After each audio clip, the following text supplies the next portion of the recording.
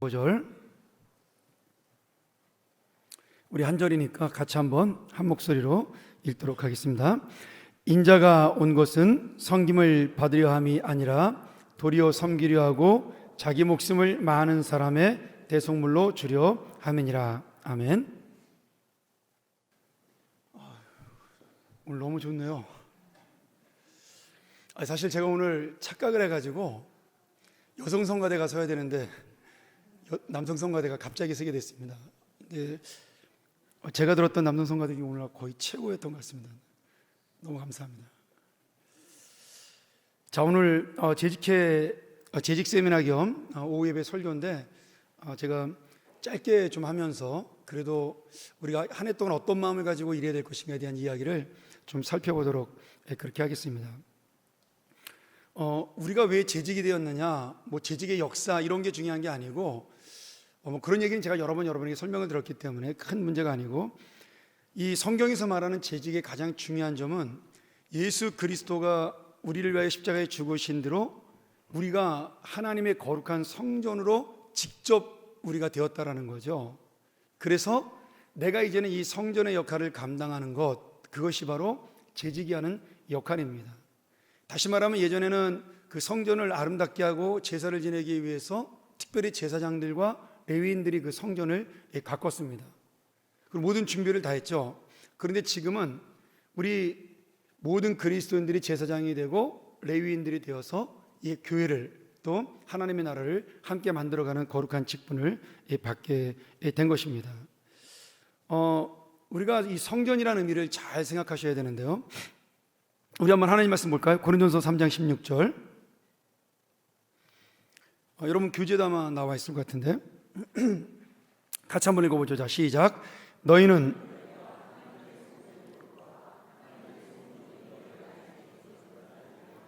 (17절) 누구든지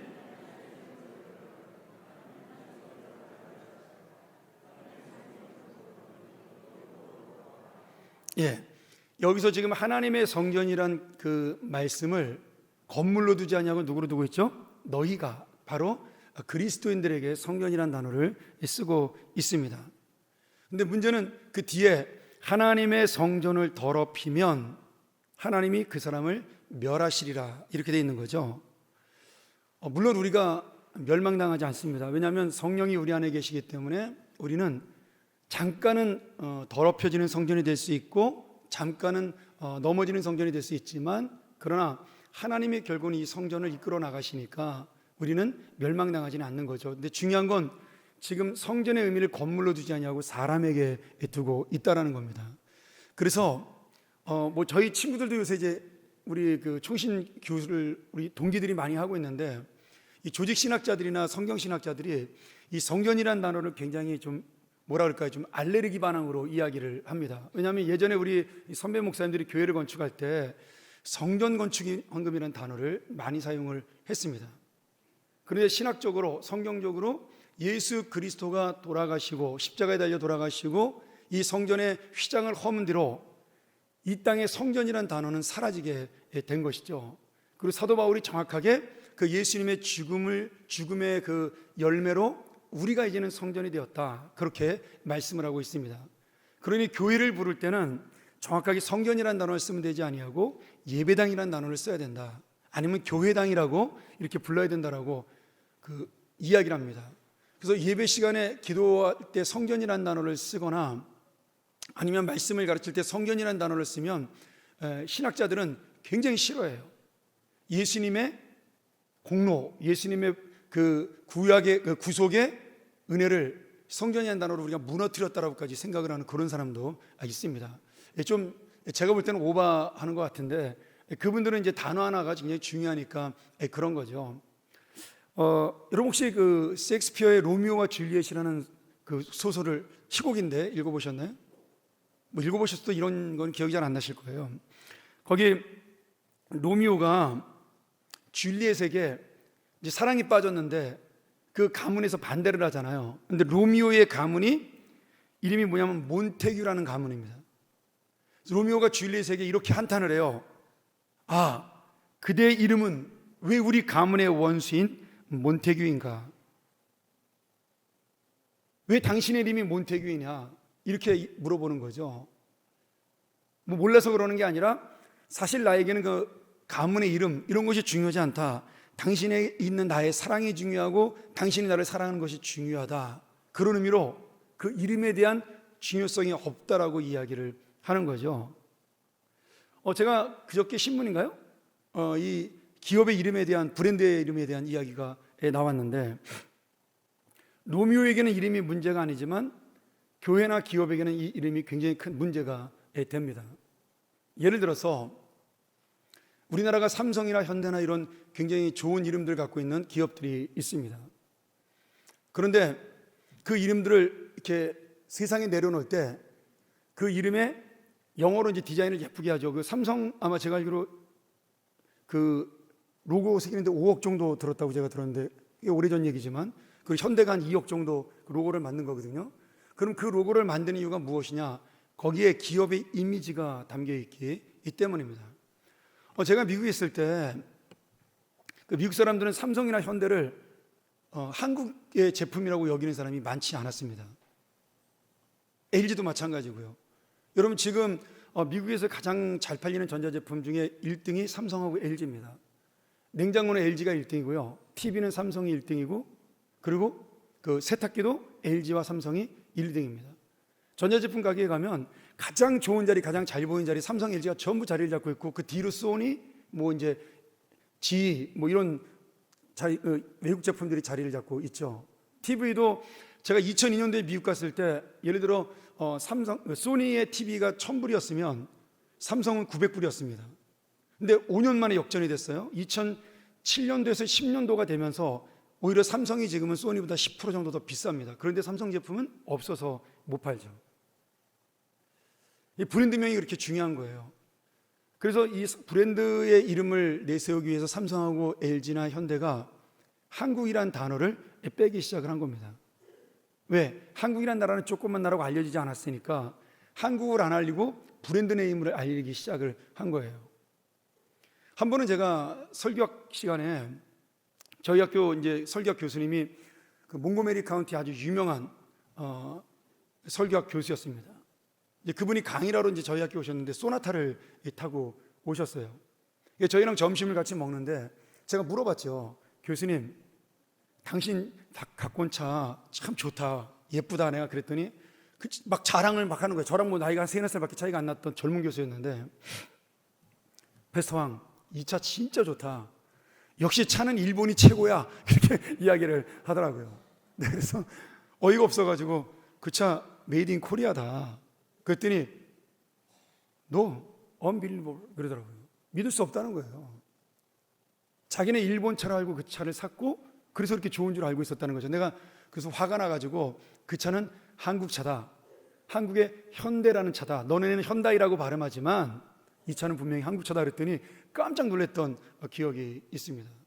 그건 뭐냐면 브랜드화 시키기 위해서 한국의 이름을 뺐지만 대신 현대와 삼성이라는 이름이 더 커진 거예요. 삼성도 마찬가지예요. 미국에서 샘성이라는 단어는 미국 사람들에게는 일본 제품이라고 더 많이 알려진 경우가 많습니다. 뭐 지금이야 뭐 우리나라가 그 BTS인지 그 아주 그 이상한 형제들 때문에 세계적으로 알려져 가지고 지금은 한국이 많이 알려졌습니다만은 싸이의 역할도 크죠. 여러분들은 잘 모르시지만 그 우리 남자들이 뭐 손흥민 그러면 난리지만 손흥민보다 이 BTS가 한 20배쯤 더 국위선양을 했습니다. 우리나라 사람들은 축구를 좋아하지만 미국 사람들 축구 안 좋아하잖아요. 유럽에서나 손흥민 알아주고 손흥민이래 봐야 유럽에서 한 40위권에 들어가는 선수에 불과합니다. 뭐 호날두나 무슨 뭐 메시 정도 돼야 이름이 날려지는 거죠. 여러분 호날두 어느 나라 사람인지 아세요? 잘 모르잖아요. 호날두 이름만 알잖아요. 호날두는 포르투갈 사람입니다. 그런 것처럼 이 브랜드라는 게 그 사람 자체 또는 어떤 회사 자체를 그 상징하는 것이 때문에 굉장히 중요한 거죠. 그래서 아까 말한 대로 로미오가 줄리엣 가문이 몬테규 가문이라는 것이 중요하지 않다라고 이야기하지만 실제로는 중요한 겁니다. 왜냐하면 결혼은 가문과 가문이 만나는 거기 때문이죠. 여러분 성전이라는 단어를 우리가 그래서 쓰는 거에 대해서 우리는 뭐 이 교회당을 거룩하게 생각하기에 성전이라는 단어를 쓰지만 학자들은 그렇게 함으로 우리도 모르는 사이에 예수 그리스도의 구속을 약화시킨다라고 생각을 하는 거예요. 그런 단어가 또 하나 있습니다. 우리가 가장 잘 쓰는 단어 중에 하나 중보기도라는 단어죠. 중보기도도 신학자들이 굉장히 싫어하는 단어입니다. 싫어한다기보다는 쓰면 안 된다고 생각하는 단어죠. 왜냐하면 중보라는 것은 구세주와 우리 사이에, 다시 말하면 예수님과 나 사이에만 일어나는 일이에요. 그러니 예수님이 우리를 위해서 기도해 주는 것만이 중보기도입니다. 예수님이 우리의 죄를 사해 주시고 우리의 문제를 해결해 주는 것만이 중보예요.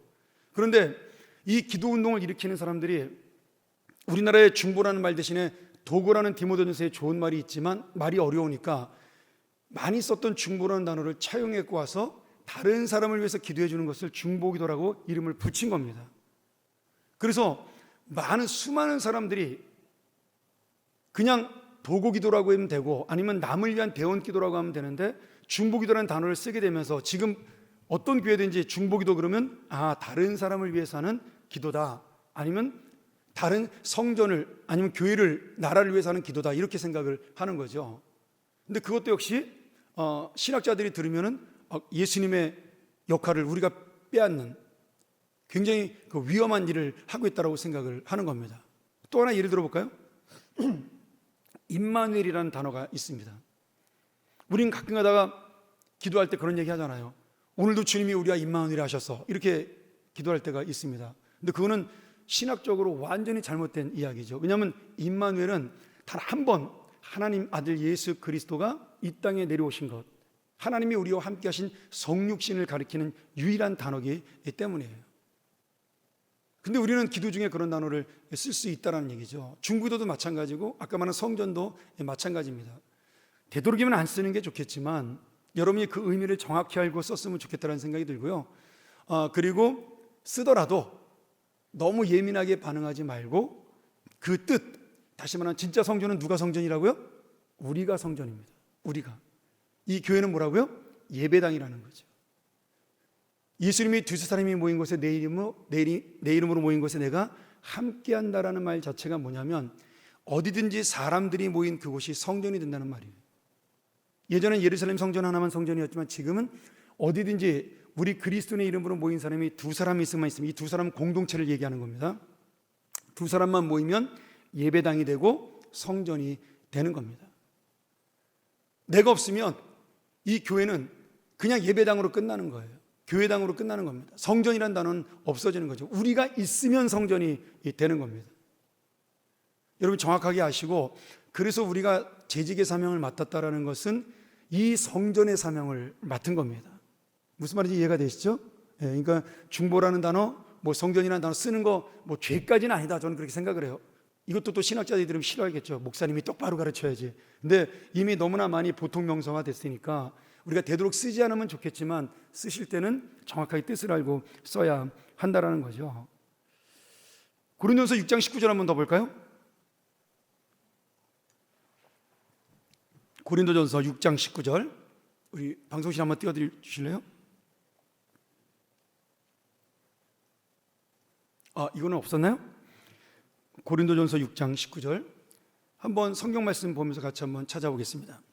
자, 시작. 너희 몸은 너희가 하나님께로부터 받은 바 너희 가운데 계신 성령의 전인 줄을 알지 못하느냐. 너희는 너희 자신의 것이 아니라 값으로 산 것이 되었으니 그런즉 너희 몸으로 하나님께 영광을 돌리라. 자, 똑같은 얘기죠. 너희의 몸은 성전이다. 그래서 이 성전은 더 이상 너희의 것이 아니다. 여러분, 성전은 누구의 것이죠? 하나님의 것입니다.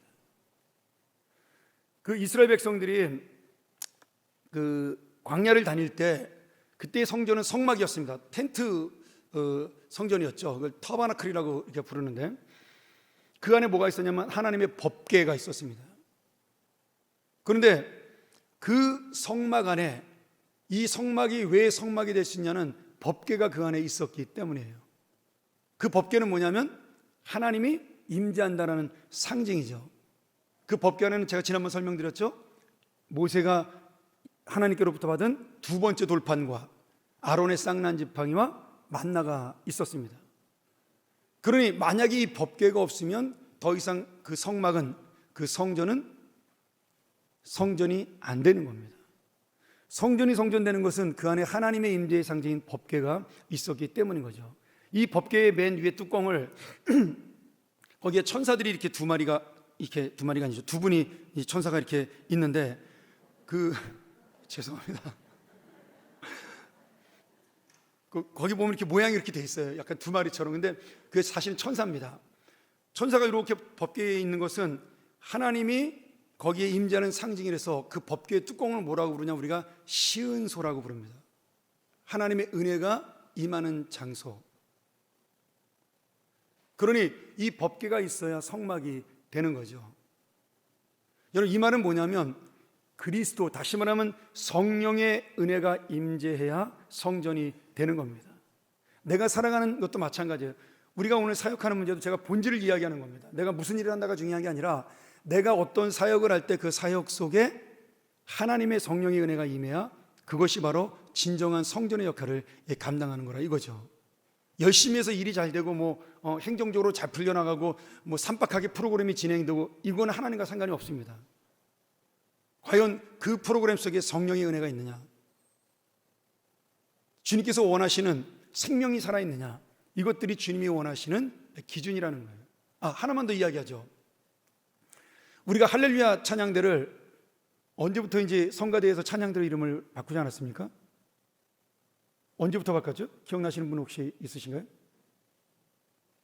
우리 총회에서 성가대의 명칭을 찬양대라고 바꾸라고 한 것이 한 10년 정도 넘었는데, 그렇죠? 그래서 아마 우리 교회도 정식 명칭이 할렐루야 찬양대로 되었죠. 근데 우리는 맨날 뭐라고 부르죠? 성가대라고 부릅니다. 습관적으로 그런 거죠. 그럼 왜 성가대에서 찬양대로 바꿨을까요? 찬양대와 성가대의 차이가 뭐예요?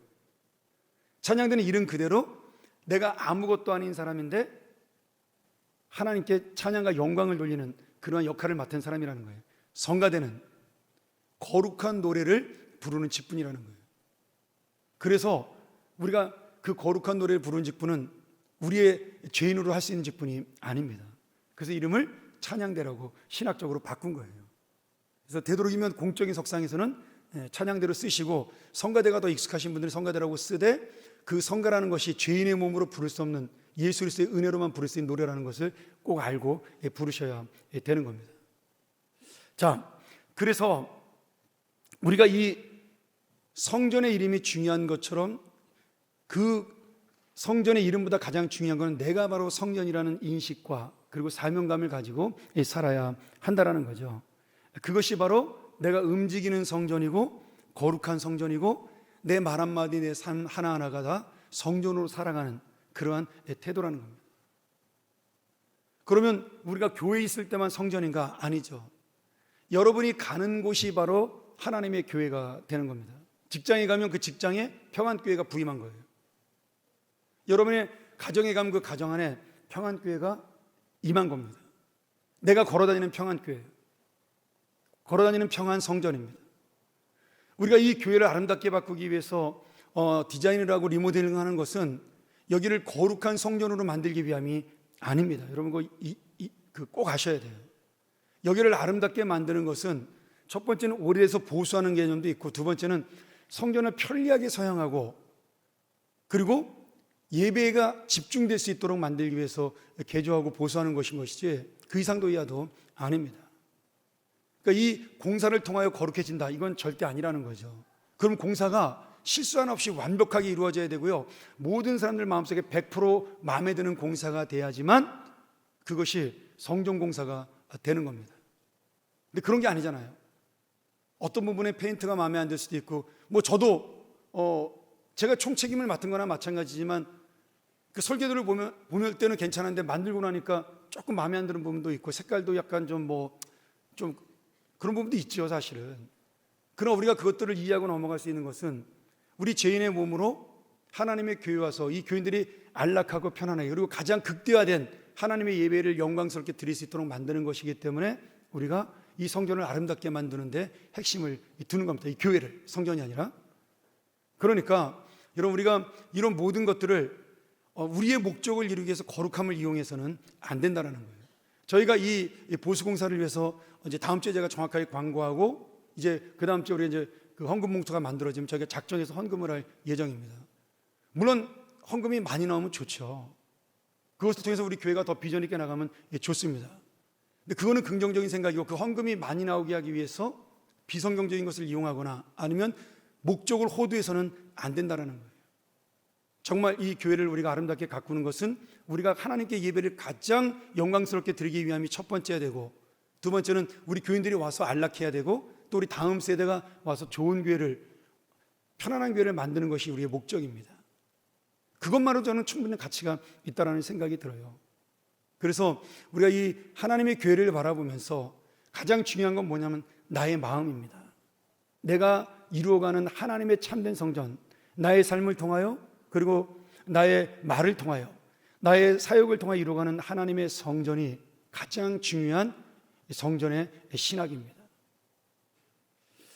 자, 그리고 그 다음에 중요한 우리의 사명과 역할이 있는 거죠.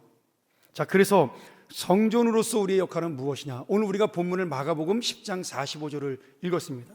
마가복음 전체를 통틀어서 한 절로 줄이라 그러면 마가복음 10장 45절이라고 우리가 보통 이야기를 합니다. 왜냐하면 마가복음 전체의 주제가 뭐냐면 섬기러 오신 예수님, 종으로 오신 예수님이에요. 우리가 마태, 마가, 누가, 요한을 주제별로 나누지 않습니까? 마태복음은 왕으로 오신 예수님, 마가복음은 종으로 오신 예수님, 그 다음에 누가복음은 인자로 오신 예수님, 요한복음은 영생의 예수님입니다. 그래서 이 마가복음에는 특별히 예수님이 그 섬김에 대한 이야기, 낮아지는 데에 대한 이야기가 굉장히 많습니다. 그리고 마지막에 당신의 목적이 뭐냐? 내가 많은 사람을 섬기고 많은 사람의 대속물, 다시 말하면 제물로 드려지기 위하여 이 땅에 왔다라고 그렇게 선포를 하시는 거죠. 근데 그 마가복음 10장 45절에 예수님의 섬김에 대한 그 말씀과 선포가 바로 우리가 말하는 봉사론의 가장 큰 핵심이에요. 우리가 갖고 있는 사명론의 가장 큰 핵심입니다. 내가 물질을 드리던, 시간을 드리던, 마음을 드리던, 그리고 내 몸을 드리던, 거기에는 모든 주제의 목적이 어디로 향하냐면 예수님처럼 드려지는 데 있다는 겁니다. 예수님이 대속물로 드렸듯이 나도 예배를 위해서, 기도를 위해서, 아니면 양육과 성장을 위해서 모든 것이 드려지는 것, 그것이 바로 마가복음 10장 45절을 대하는 우리의 목적이고, 그것이 재직들의 목적입니다. 자, 그런 의미로 우리가 성전을 가꾸는 우리의 모습을 보면서 우리의 사명과 역할을 보겠습니다. 자, 우리 교회의 그 목회 철학 중에 하나가 뭐냐면 요람에서 천국까지입니다. 제가 서너 번 설명을 드렸는데, 저희는 태어나면서부터 이 아이들을 하나님의 말씀으로 양육하고, 그리고 여러분이 주님 앞에 서는 날까지 하나님의 말씀으로 양육하여 처음부터 끝까지 그 하나님 말씀이 이어지게 만드는 것, 영아부에서 유치부로, 유치부에서 어린이부로, 어린이부에서 청소년부로, 청소년부에서 청년으로, 청년에서 신혼부부로, 신혼부부에서 SL 젊은 부부로, SL에서 장년으로, 장년에서 노년인 늘 푸른 대학으로, 그리고 천국까지 하나님의 말씀으로 쭉 연결돼서 가게 만드는 것이 우리 교회 목회 철학의 목적입니다. 그래서 모든 교육과 핵심이 전부 말씀으로 가르치는 것으로 중심이 가게 그 구조를 만들어 놨습니다. 이제 어린이부나 우리 유치부나 영아부 같은 경우는 이제 좀 확실하게 자리가 잡힌 것 같고, 이제 청소년부도 올해서부터 3년 커리큘럼으로 그렇게 자리를 잡았습니다. 제가 그렇게 만든 데는 큰 이유가 있지만, 그 중에서도 가장 큰 이유는 뭐냐면 그 자녀들에 대한 교육이 예배 시간 1시간만으로는 불가능한 것을 제가 목회를 하면서 깨달았기 때문이에요. 교회에서 말씀을 배우는 게 길어야 일주일에 2시간입니다. 요새 잘 나가는 그 청년부가 있는 교회들이 있습니다. 우리 노예도 있죠. 청년들이 한 2,000명 정도 모이는 그런 교회인데, 토요일 날 4시간, 5시간 성경 말씀을 공부한다 그래요. 여러분, 그렇게 열심히 공부한다 하더라도 그래봤자 몇 시간이에요? 일주일에. 우리가 말하는 170시간 중에 5시간, 6시간 공부해도 사실은 집에 가면 잊어버립니다. 회사 가면 잊어버리고. 그리고 지식을 배우는 것이 70%고 나머지 30%가 정신을 배우는 것이기 때문에 더 많이 잊어버리게 됩니다. 제가 항상 강조하지만 성경과 신앙은 듣고 배우는 것이 아니라 보고 배우는 겁니다. 여러분, 지식은요, 듣고 배우는 겁니다. 지식은. 근데 신앙은 보고 배우는 겁니다. 목장을 잘하는 목자는요, 반드시 좋은 목자를 배출해냅니다. 내가 목자를 잘하면 내 밑에서 배운 그 부목자들이나 목자 후보들은 반드시 좋은 목자가 나와요. 부모님도 마찬가지죠. 부모님이 신앙이 좋으면 대부분의 아이들은 부모님을 따라가게 되어 있습니다. 여러분, 우리 시대에는 저만 해도 우리 목사님을 존경해서 목회자가 되기로 했고 그 목사님 때문에 많은 영향을 받았습니다. 근데 요새 청소년들에게 한번 물어보세요. 우리 어린이들에게 물어보세요. 교회 교육자가 내 인생에 큰 영향을 미쳤다? 거의 없습니다. 오히려 아까 말한 BTS가 더 영향을 미칠 수는 있겠죠. 뭐 요새 우리 그 크리스찬 믿음 좋은 그 랩하는 래퍼 친구가 있습니다. 그 친구가 훨씬 더 영향이 큽니다. 이게 문화라는 거거든요. 그런데 그 모든 영향을 끼치는 세상에 있는 그런 모든 것보다 저는 그래도 지금 믿고 있는 것이 가장 큰 영향을 미치는 것은 부모님이라고 믿습니다. 그래서 가정교육은, 신앙교육은 집에서 이루어지는 거예요. 교회는 그 도구를 제공하고 기초를 제공하는 겁니다. 부모님들이 가정에서 신앙생활을 할 수 있도록 그런 자료들을 주고 점검하고 체크하고 그것이 교회 역할이고, 진짜 신앙교육은 가정에서 하는 겁니다. 그것이 우리 교회의 목표죠. 뭐 그것도 중고등학생이 되면 어려워집니다. 뭐 학원 다니고 또 애들 공부하고 이러느라고 다 뺏겨버리죠. 그래도 최선을 다해서 그렇게 해도 될까 말까 한 것이 지금 우리 아이들의 신앙이라는 겁니다. 여러분, 그러면 우리가 그 아이들을 왜 그렇게 키워야 되냐면 바로 하나님의 성전으로 그 아이들을 키워야 될 의무가 있기 때문인 거죠. 오늘 말씀이 어떻게 되어 있어요? 하나님이 성전을 더럽히면 그 사람을 멸하신다고 말씀하고 있어요. 우리 어린아이도 성전입니다. 내가 이 아이를 믿음으로 가르치지 못해서 이 아이가 하나님의 성전의 역할을 감당 못하면 그 아이도 멸망하지만 나도 멸망한다는 거예요. 여기에 대한 두려움을 가지고 있으면서 이 사명을 감당해야 한다는 거죠. 자, 그러면서 우리가 참된 성전인 우리의 사명과 역할을 한번 보도록 하겠습니다. 자, 1번, 우리가 하는 겁니다. 여기 말하는 성전은 우리입니다. 우리 지금 교회 건물이 아니고요. 성전은 무엇이냐?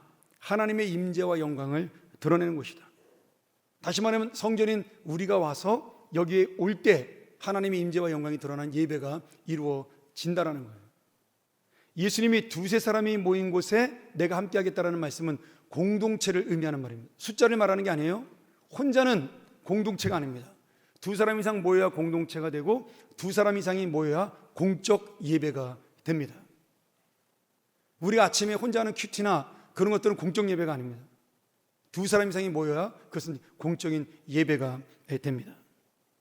그러니까 내가 모인 그곳이 예배자가 되는 것이고 내가 모인 그곳이 바로 예배하는 장소가 되는 것이니까 우리가 이 예배를 살릴 수 있는, 은혜를 받을 수 있는 그러한 사명을 가지고 참석해야 된다는 거예요. 그래서 예배 인도자라든지 설교자라든지 또 찬양을 부르는 자들인지 모든 사람들이 이 예배에 집중할 수 있는 그런 정말 철저한 마음을 가지고 들어와야 되는 겁니다. 뭐 졸릴 수도 있고 피곤할 수도 있겠죠, 어떤 때는요. 그래도 이 예배 시간 1시간에 뭐 길면 1시간 15분에서 20분인데 내가 이 시간만큼은 목숨을 걸어야 되겠다라는 그런 마음가짐을 가지고 예배에 들어와야 한다는 겁니다. 그런 의미에서 오후 예배가 참 우리가 힘들죠. 밥 먹고 졸리고 막 그런 시간에 예배를 드려서 정말 힘듭니다. 근데 이 정신은 놓치지 마셔야 돼요. 제 맘 같아서는 진짜 우리가 예배를 좀 이렇게 시간을 옮겨서 청년부가 지금 장소가 없으니까 여기를 양보해야 되니까 우리가 이제 3시로 드릴 수밖에 없는데 우리가 식사하자마자 조금 더 땡겨서 2시에 예배를 드리면 조금 더 집중할 수 있지 않을까라는 생각도 해보고요. 예배도 좀 다양하게 만들 수 있지 않을까라는 생각도 해봅니다. 지금 그런 고민을 계속 하고 있습니다. 우리 장로님들과 함께. 제가 지난번에도 예배인장 되신 우리 최동훈 장로님과 그런 얘기들을 좀 했었는데 우리가 정말 이 예배를 하나님의 예배답게 드리기 위해서는 시간을 지키고 그 의무를 지키는 게 중요한 게 아니라 이 예배가 정말 살아있는 예배가 되게 만드는 것이 또 오히려 하나님이 기뻐하시는 예배가 된다는 거죠. 우리가 그 방법을 여러 가지로 고민해 봐야 되겠지만 여러분, 가장 중요한 것은, 그런 고민 가운데서 가장 중요한 것은 우리 성전된 우리들의 마음입니다. 그것이 예배를 살리는 가장 중요한 기본적인 길이라는 거죠. 두 번째로, 성전의 역할은 무엇이냐? 우리의 역할이죠. 하나님과 사람 사이를 화목하게 하는 것입니다. 예전에 성전의 역할이 뭐였죠? 죄를 지은 우리가 그 성전에 와서 제사 지내면 하나님과 우리 사이의 관계를 회복하게 만드는 겁니다. 그것이 번제예요. 속죄제예요. 그 다음에 사람과 사람 사이에 문제가 생기면 하나님 앞에 나와 서로 죄를 고하고 용서를 구하는 것, 그래서 제사를 지내는 거죠. 그게 뭐예요? 화목제라는 겁니다. 이 교회 예배가 바로 그런 곳이라는 거죠. 그래서 이 예배에 나오면 하나님과 사람 사이를 화목하게 하고, 나아가서는 사람과 사람 사이를 화목하게 만드는 것이 우리 성전의 목적입니다. 그것을 위해서 기도가 있고, 교제가 있고, 섬김이 있고, 돌봄이 있는, 목장이 있고, 또 우리가 성경 공부가 있고, 새가족이 있고, 모든 이런 것들이 다 이 안에 우리와 우리 사이를 화목하게 만드는 역할이고요, 하나님과 우리 사이를 화목하게 만드는 중재자의 역할을 하는 것입니다. 근데 하나님이 우리에게 그런 중재자의 사명을 주셨는데 우리가 잘못하면 어떻게 할 수 있어요? 내가 그 중재를 오히려 깨트리는, 화목을 깨트리는 그런 잘못된 사명을 가질 수가 있다라는 거예요. 내가 거룩한 성전임을 놓치는 순간에 나의 말로, 행동으로 형제와 자매에게 상처를 주거나 힘들게 해서 그가 교회 나오는 것이 꺼리껴지면 하나님과 사람 사이의 관계를 깨트려버리는 그런 우리가 잘못한 죄를 저지를 수 있다는 거죠. 여러분, 그러니 내가 지금 성전으로 살아간다는 것이 얼마나 중요한 역할인지를 여러분 꼭 기억하시고 아셔야 한다는 거예요. 자, 조금 빨리 진행을 하도록 하죠. 그 다음에 기쁨으로 일하는 것입니다. 왜? 여러분, 기쁨을 놓치는 순간 초심을 잃어버립니다. 아니, 반대로 얘기가 되어 있죠. 내가 초심을, 처음에 예수 믿고 기뻤던 마음을 놓치는 순간에 사역의 기쁨도 놓치게 됩니다. 그러면 그것은 더 이상 사명이 아니라 뭐가 돼요? 버티는 사역이 됩니다. 직분 때문에 버티고, 뭐 교육자들 같은 경우는 이제 먹고 살려고 버티게 되고, 체면 때문에 버티게 되고, 이런 일이 벌어지게 되는 거죠. 그러면 하나님의 은혜는 점점점 떨어지게 되는 겁니다. 제가 우리 교육자들에게 매일 강조하는 게 뭐냐면 재밌고 기쁘게 일해라. 여러분, 사명은요, 아무리 투철한 사명감을 가진 사람도 그 약발의 맥시멈은 2년밖에 가지 않습니다. 그리고 정말 성자와 같은 마음을 가진 사람도 3년이면 끝납니다. 사명감은. 그런데 사명감이 없어도 재밌고 기쁘면요, 오래 일할 수 있어요. 이게 참 아이러니한 거예요. 그러니 여러분, 사명감으로 일해야 되지만 그 사명감을 기쁨으로 일해야 된다는 거예요. 우리가 아이를 키울 때 아이를 키우는 게 힘듭니다. 제가 맨날 우리 SL 부부에게 그 얘기했잖아요. 야, 너희들 아이 이뻐하지만 하루에 몇 시간이나 이쁘냐? 하루에 1시간만 이쁘고 나머지 23시간 남의 집에 가 있었으면 좋겠어요. 저만 그랬네? 저 애 키울 때 그랬거든요. 하루에 1-2시간만 그냥 내가 이쁠 때만 잠깐 보고 나머지는 그냥 할머니네 집에 가 있었으면 좋겠더라고요. 근데 우리가 그렇게 힘든 아이들을 왜 키우는 거예요? 그 아이들이 자라는 걸 보면서 내 마음속에 뭐가 있어요? 기쁨이 있는 거예요. 보람이 있는 겁니다. 여러분, 아이를 사명으로 키우는 거는 못할 짓입니다. 그거는 못해요. 그 아이에게 기쁨이 있기 때문에 키우는 겁니다. 그 아이에게 내가 보람이 있고 의미가 있기 때문에 키우는 거죠. 오늘 그래서 여러분, 사명은 반드시 기쁨으로 같이 가야 됩니다. 사명감이 좀 없어도 괜찮아요. 재밌게 일하면요, 사명감이 생겨납니다. 여러분, 꼭 즐겁게 일하시길 바랍니다.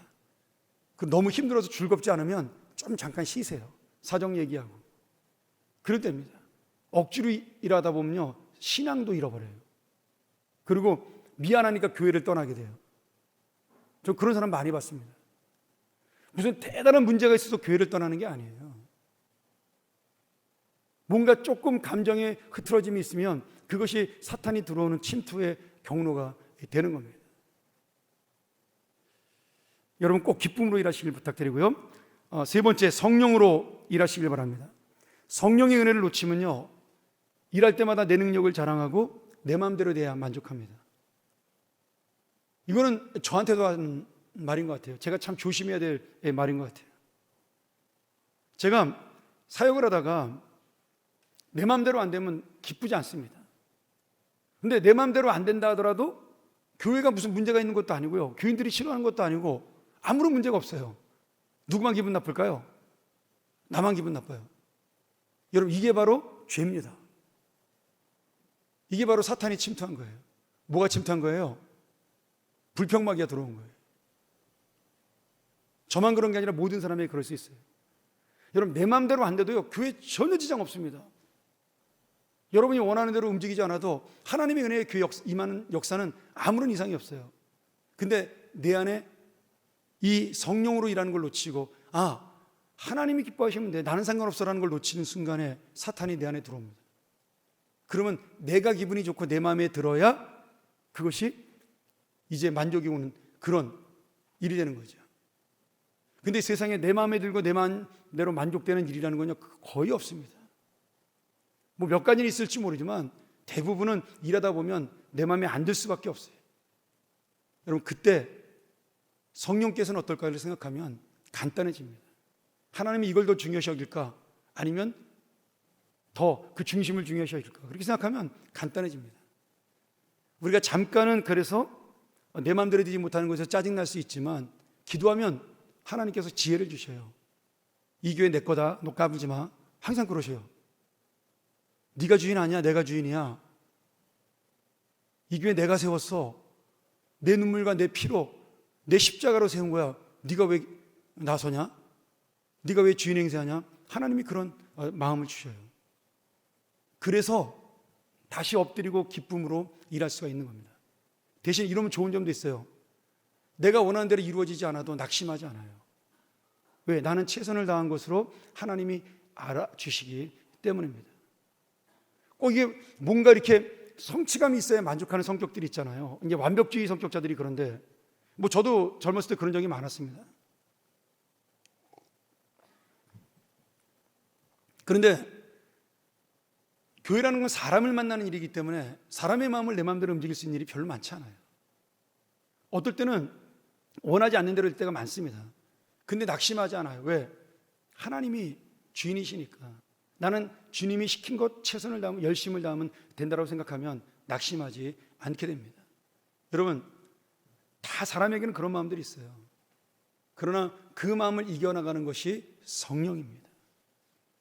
오늘 우리가 순간순간 내가 사탄에게 지배되지 않도록 꼭 성령이 붙잡힌 우리 사명자들이 되기를 주의 이름으로 축원합니다.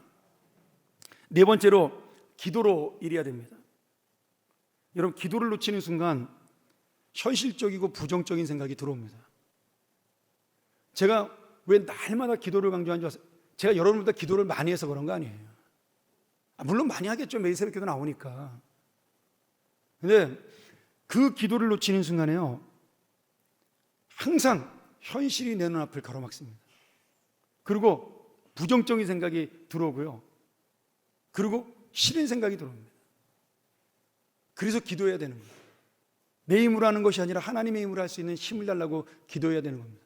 저는 기도 안 하고 주님의 일을 감당하는 사람들이 진짜 대단한 능력자라고 생각해요. 뭔 배짱으로, 뭔 능력으로 일을 하는지 저는 도저히 제 그 신앙으로는 이해가 되지 않습니다.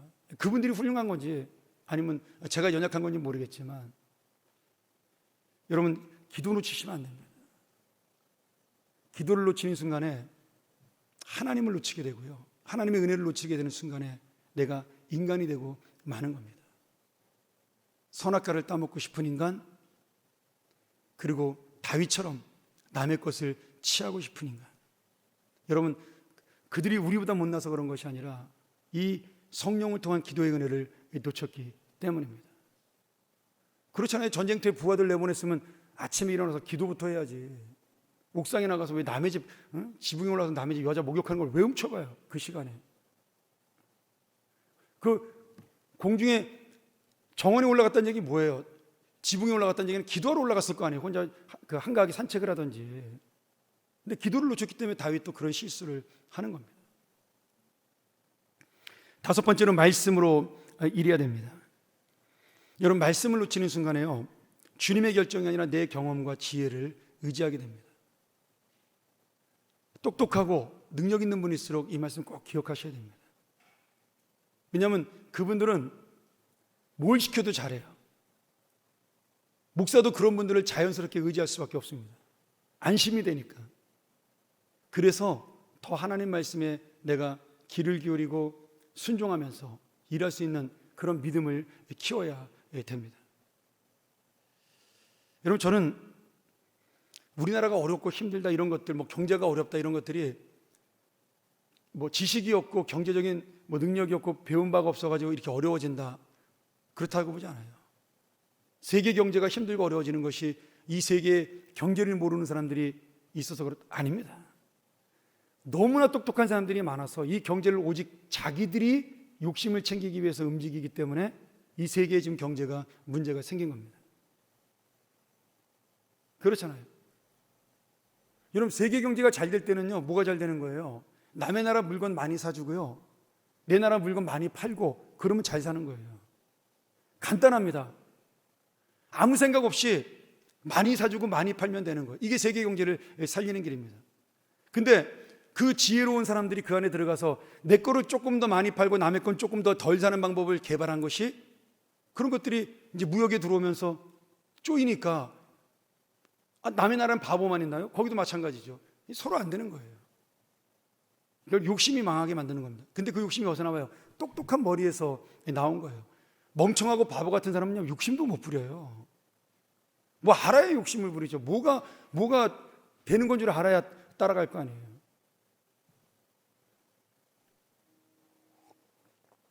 요새 우리나라 다시 부동산 값이 오른다고 뉴스에서 계속 떠드는데, 나는 하루 종일 그 부동산 표를 봐도 도대체 어떻게 해야 집값이 오르는 거고 어느 동네가 오르는지 나는 앞만 봐도 모르겠더라고요.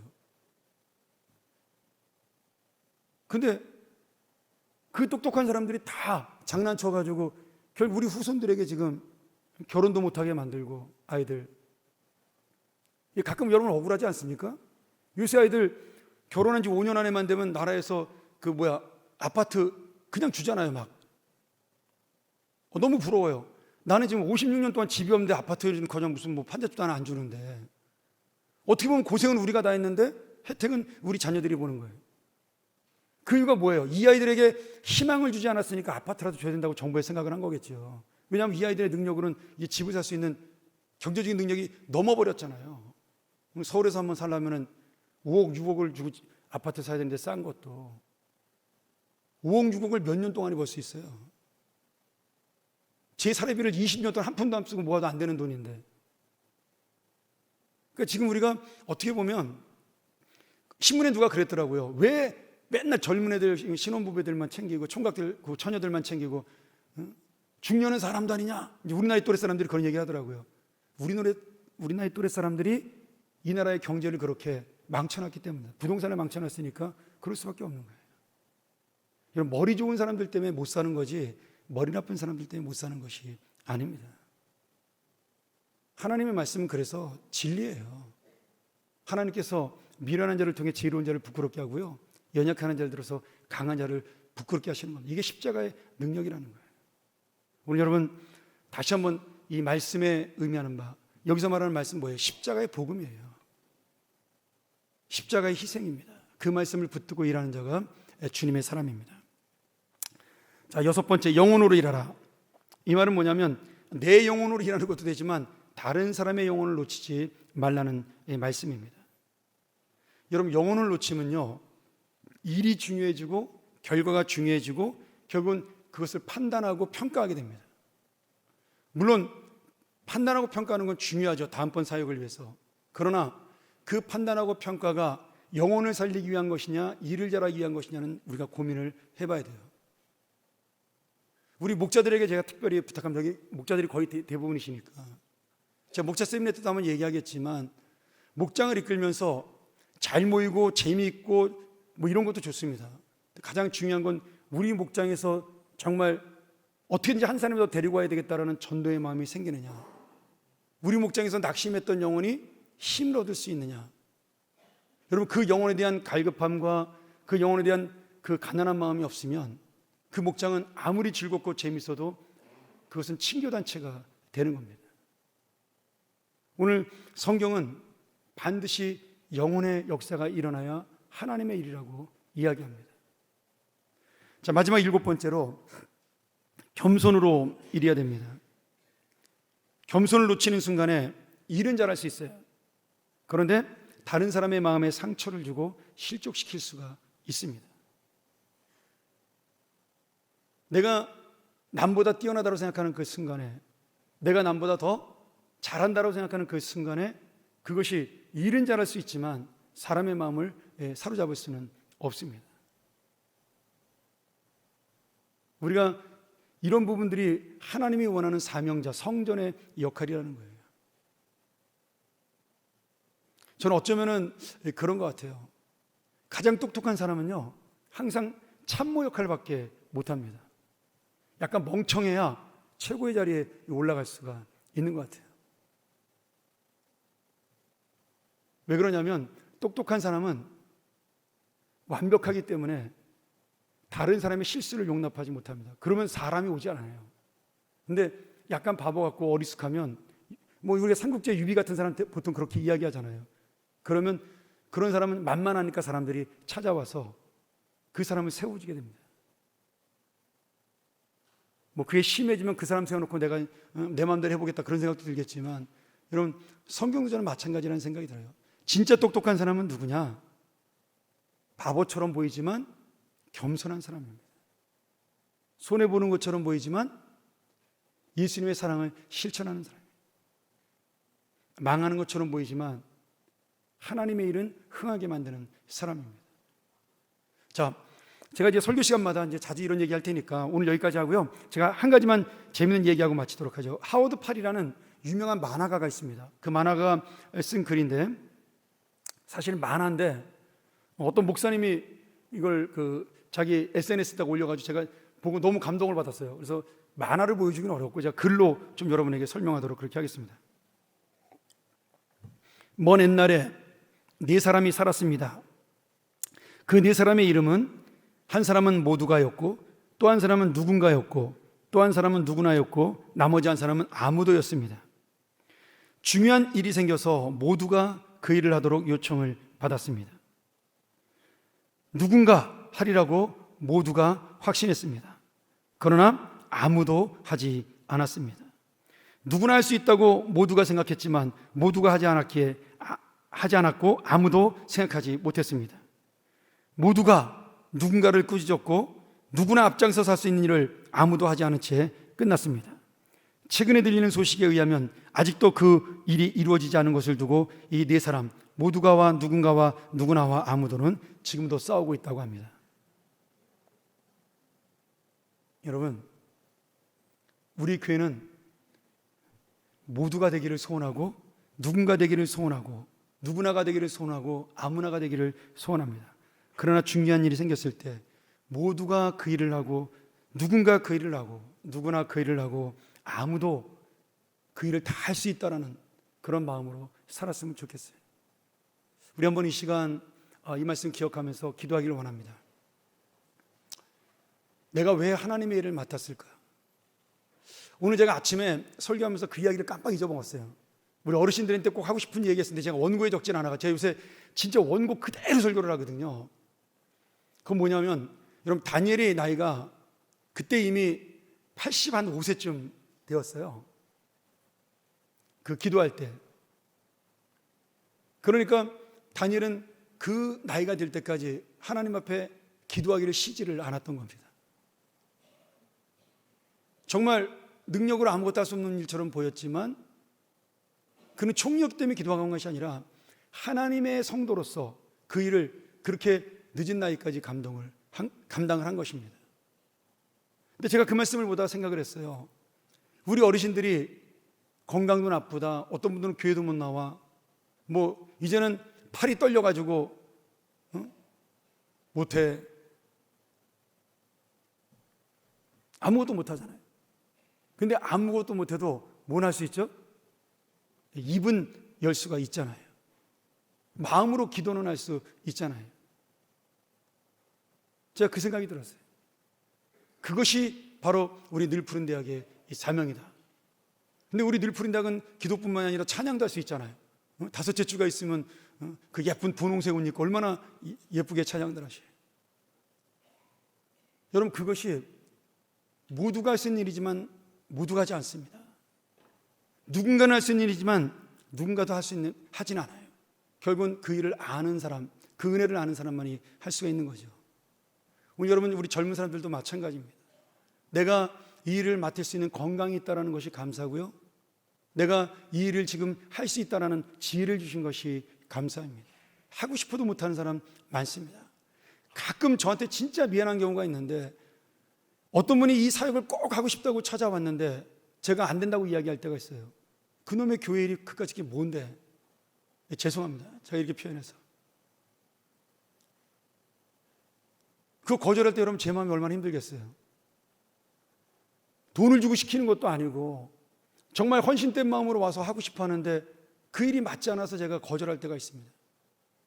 그러면 제가 힘들어요, 마음이. 아니, 교회 일이 못 갔는데 그까짓 게 뭔데 저분 마음에 내가 상처를 주고, 그분이 목사님 알겠어요, 제가 그럼 다른 거 할게요, 그러고 갔지만 그 마음이 서운할 거 아니에요. 이거 뭔데 이까짓 거 가지고 내가 저분한테 서운한 마음을 주나, 그럴 생각이 들 때가 가끔 있습니다. 근데 여러분, 그분이 그 서운한 마음을 가지고 돌아갈 때 어떤 사람은 그 일을 시켜도 안 하는 분도 있다는 거예요. 어떤 분들은 더 큰 능력을 할 수 있음에도 불구하고 그 일을 기뻐하지 않는 분도 있다는 겁니다. 그럼 더 아픈 거죠, 속은. 왜 하나님은 거꾸로 은사를 주지 않았을까? 여러분, 그래서 여러분이 할 수 있을 때 그것이 감사입니다. 내가 눈을 감지 않고 지금 살아서 움직이는 것이 감사고요, 지금 무엇인가 주를 위하여 어떤 것이든 말 한마디라도 할 수 있는 것이 은혜입니다. 우리 한번 이 시간 같이 기도하기를 원합니다. 하나님, 오늘 우리가 여러 가지를 나누고 배웠는데 뭐 다 잊어버려도 좋습니다. 그러나 이 마가복음 10장 45절, 주님께서 많은 사람의 대속물로 이 땅에 오셨고 나 역시 그러한 사람이 되기를 원한다라고. 아무도 못한다면 최소한 다니엘처럼 기도라도 할 수 있는 사람이 될 수 있게 해달라고. 우리 시간 내가 맡은 것을 가지고 한번 우리 통성으로 기도하고 마치도록 하죠. 한번 우리 주여 한번 크게 외치고 통성으로 기도하겠습니다.